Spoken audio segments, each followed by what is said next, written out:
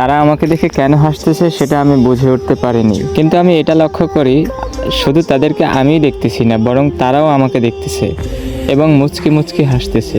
পরবর্তীতে আমি জানতে পারি ছোট চাচির সে আত্মীয় হয়। ওই দুইটা মেয়ের মাঝে একটা মেয়েকে আমার প্রচণ্ড ভালো লাগে, সেই মেয়েটার নাম ছিল সুমাইয়া এবং অপর মেয়েটা ছিল তার চাচাতো বোন, তার নাম ছিল তানিয়া। আমি লক্ষ্য করি সুমাইয়া নামের মেয়েটা আমাকে দেখে বারবার মুচকি মুচকি হাসতেছে এবং আমিও তার দিকে তাকিয়ে মুচকি মুচকি হাসতেছি, কিন্তু কেন হাসতেছি সেটাই আমি ভাবি। এরকমভাবে দুজন দুজনকে দেখে অনেক সময় পার করে দিলাম। হঠাৎ করে ছোট চাচির ছেলে আমার কোলে প্রস্রাব করে দিল, সেটা দেখে ওরা হাসতে হাসতে দুজনেই বেহুশ। দিকে তো আমি লজ্জায় মরে যাই, কি আর করা।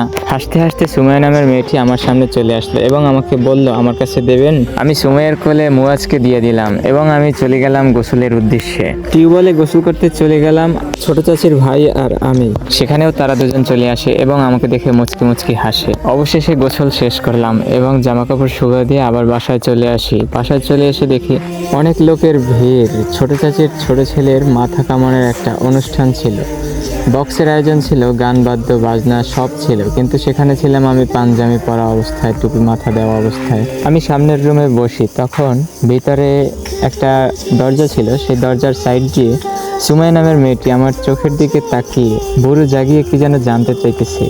ভুরু জাগিয়ে সে যেন আমার কাছে জানতে চায়, আপনি আমার দিকে এমন করে কি দেখতেছেন?